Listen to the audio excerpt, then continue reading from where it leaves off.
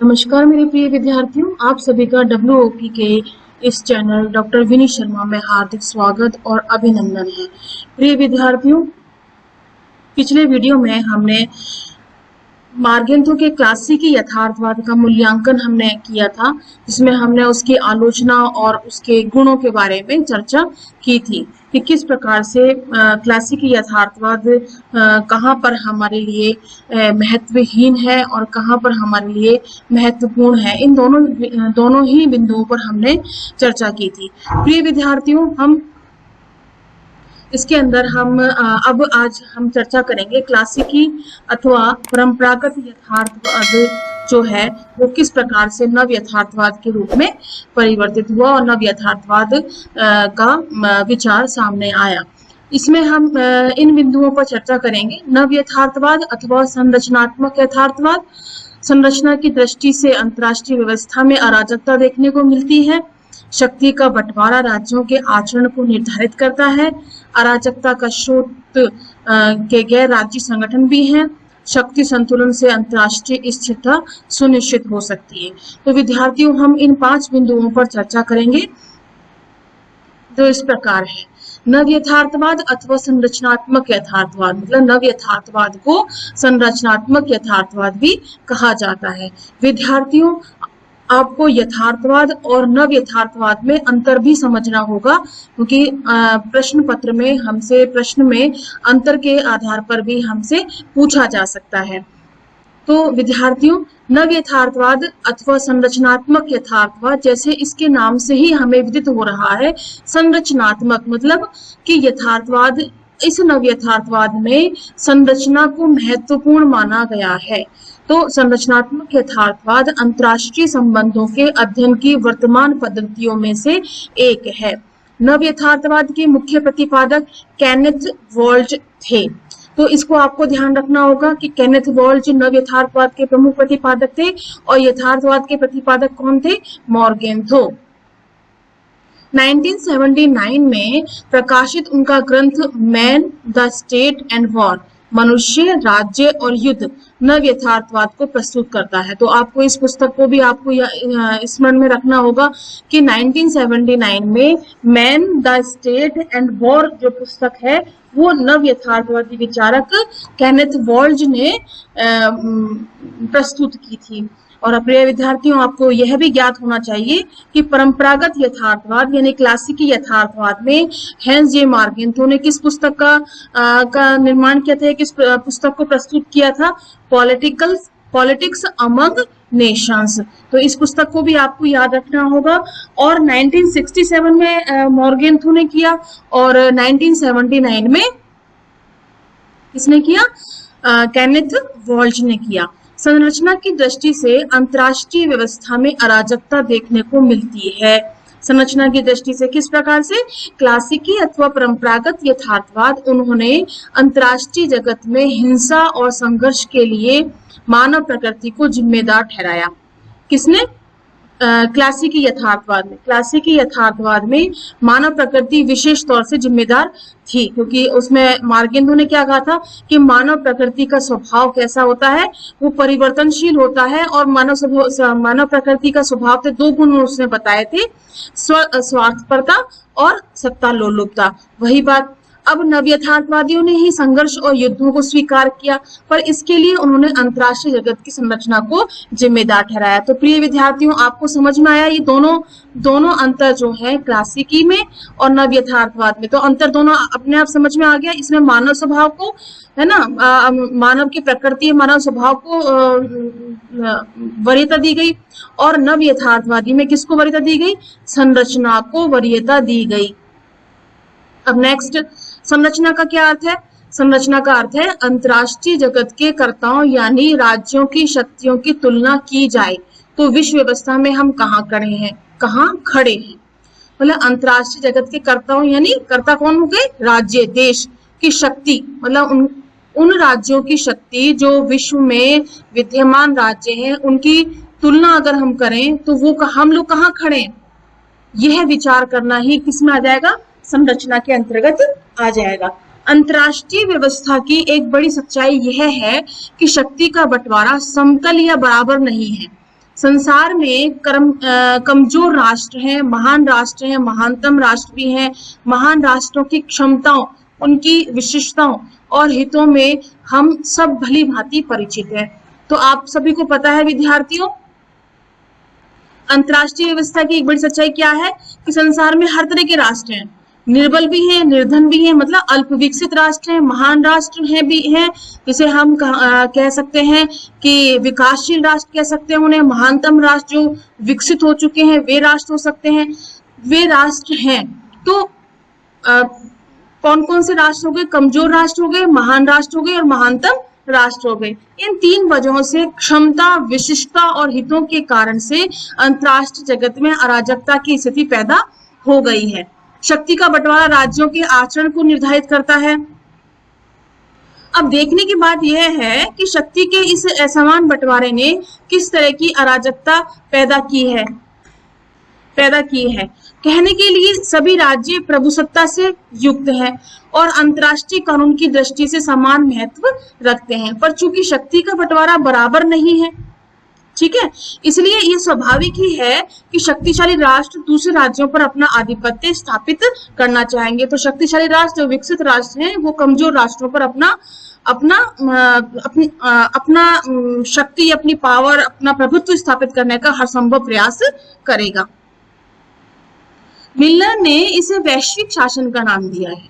मौजूदा अराजक व्यवस्था का दूसरा लक्षण यह है कि शक्तिशाली राष्ट्रों की रुचि दूसरे राज्यों को सामर्थ्यशाली बनने से रोकने की रही है। यही कारण है कि इस महाशक्तियों के बीच हथियारों की होड़ शुरू हो गई। अमेरिका ने 1945 में जापान के 2 शहरों पर अणु बम गिराए। तब तक आणविक शक्ति पर उसी का एकाधिकार था। किसका? अमेरिका का। उसने 1945 में जापान पर अणु बम गिरा करके ये सिद्ध कर दिया कि मैं ही सर्वेसर्वा हूँ, मेरी ही शक्ति सर्वोच्च है, मैं ही सर्वोच्चशाली हूँ। 1949 में रूस भी आणविक शक्ति का बन गया। रूस कौन? सोवियत संघ। उस समय उसे सोवियत संघ ही कहा जाता था।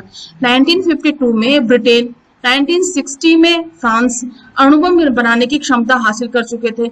इसके बाद भी अन्य हथियारों की दौड़ रुकी नहीं, वो बराबर चलती रही। शक्ति संतुलन बनाए रखने के लिए महाशक्तियों ने सैनिक संधियां की। अमेरिका के नेतृत्व में NATO, North Atlantic Treaty Organization, NATO, ये आपको याद रखना होगा, बना, और सोवियत संघ रूस ने वार्सा संधि, वार्सा पैक्ट के द्वारा वैसा ही एक सैन्य संगठन और तैयार कर लिया। तो अमेरिका ने भी एक सैन्य संगठन तैयार कर लिया और सोवियत संघ ने भी एक सैन्य संगठन तैयार कर लिया। अतः अंतरराष्ट्रीय संबंधों का इतिहास प्रतिस्पर्धा संघर्षों से परिपूर्ण है। इसी को नव यथार्थवाद ने अराजकता की संज्ञा दी है। अराजकता का स्रोत गैर राज्य संगठन भी है। राज्य ही अराजकता का स्रोत नहीं है, गैर राज्य संगठन भी अराजकता का स्रोत बताए गए हैं। यथार्थवादियों ने केवल राज्यों को ही अंतरराष्ट्रीय राजनीति का कर्ता धर्ता नहीं माना है। उनके अनुसार राज्यों के सभी कार्यों और उनकी सभी नीतियों के मूल में शक्ति की चाह है। मतलब यथार्थवादियों ने केवल राज्यों को ही अंतरराष्ट्रीय राजनीति का कर्ता धर्ता माना है। उनके अनुसार राज्यों के सभी कार्य और उनकी सभी नीतियां किसमें है? शक्ति की चाह। मतलब हर राज्य क्या चाहता है? शक्ति चाहता है, पावर चाहता है, अपने आप को सिद्ध करना चाहता है विश्व के अंतर्गत अंतर्राष्ट्रीय स्तर पर। परंतु नव यथार्थवादी क्या कहते हैं? वो कहते हैं गैर राज्य संगठन की गतिविधियों पर भी जोर देते हैं। वो कहते हैं कि इनके कारण भी विश्व में अराजकता बढ़ी है, जैसे आतंकवादी संगठन, जिहादी गुट, नक्सलवादी, नफरत फैलाने वाले गिरोहों की करतूतों पर विचार करना हमें जरूरी है। इस संबंध में अलगाववादी आंदोलनों के परिणामों पर भी हम नजर दौड़ाएं। सोमालिया में वर्षों से युद्ध और गुरिल्ला लड़ाई चल रही है। वहां अब तक 4 लाख से ज्यादा लोग हिंसा और भुखमरी का शिकार हो चुके हैं। श्रीलंका में भी जातीय संघर्ष जारी है। आतंकवाद अब भूमंडलीय समस्या बन चुका है ना, वैश्विक समस्या बन चुका है, इसका वैश्वीकरण हो चुका है। आज आतंकवाद सभी देश जो है भयभीत हैं। अफगानिस्तान में तालिबान का उदय हुआ। तालिबान द्वारा चरमपंथी इस्लामी राज्यों की स्थापना के लिए क्रूर कदम उठाए गए। ओसामा बिन लादेन के नेतृत्व में गठित अलकायदा, इसके द्वारा संचालित आतंकवाद भारत, चीन, रूस, अमेरिका के लिए सिरदर्द बनता जा रहा है। मध्य अफ्रीका में स्थित रवांडा में घरेलू हिंसा के कारण लाखों तुत्सी लोगों के देश के बहुसंख्यक हुतू समुदायों ने मौत के घाट उतार दिया गया। बहुराष्ट्रीय कंपनियों की आपसी प्रतिस्पर्धा ने भी विश्व में अराजकता की स्थिति पैदा की।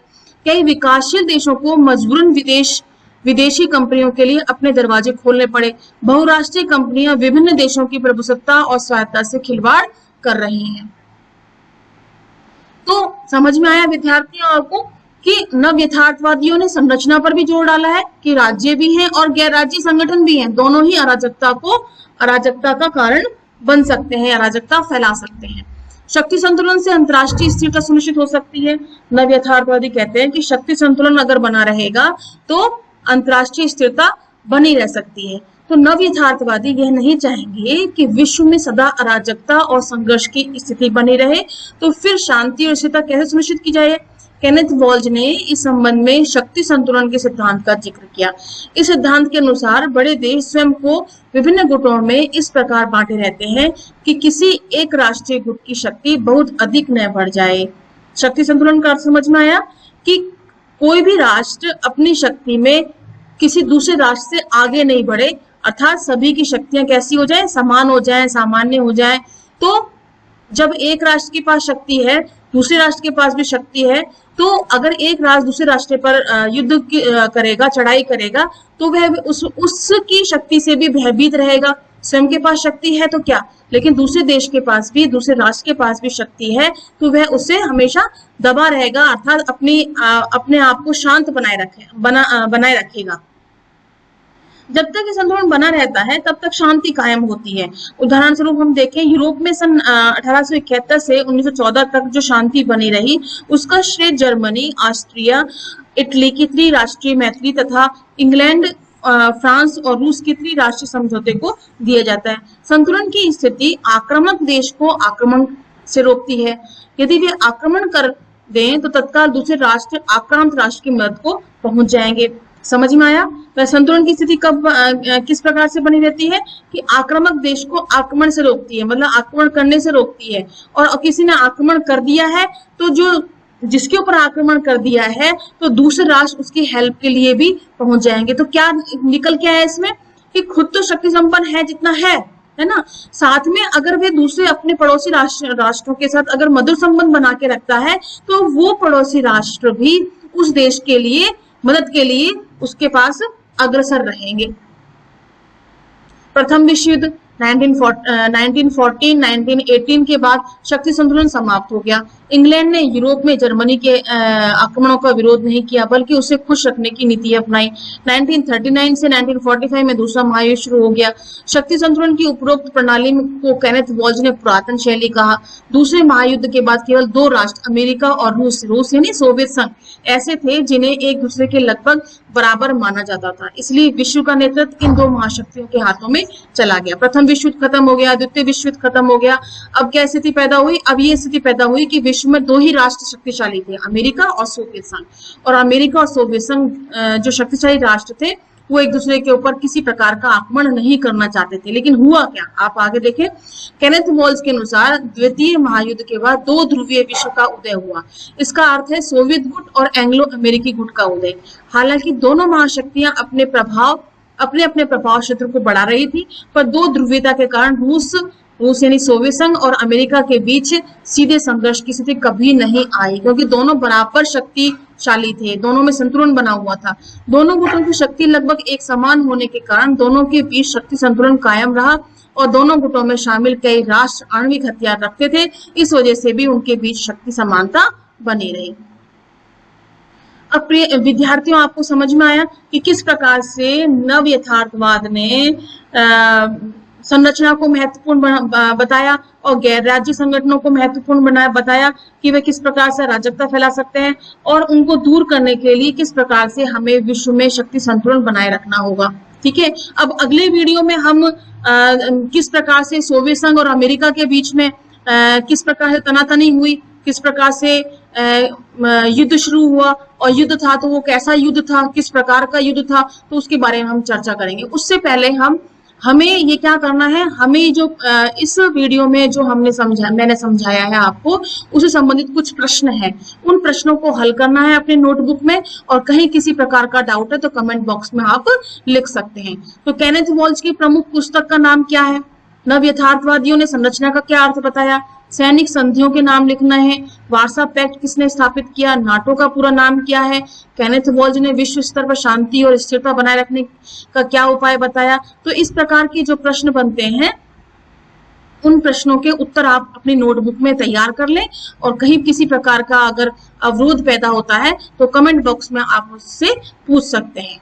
अब अगला वीडियो हम इसके अंतर्गत पढ़ेंगे, उसमें हमें सोवियत संघ और अमेरिका के बारे में हम थोड़ा सा डिस्कस करेंगे और देखेंगे कि किस प्रकार से नव यथार्थवाद ने अपनी स्थिति को स्पष्ट किया। तो आज के लिए इतना ही, धन्यवाद।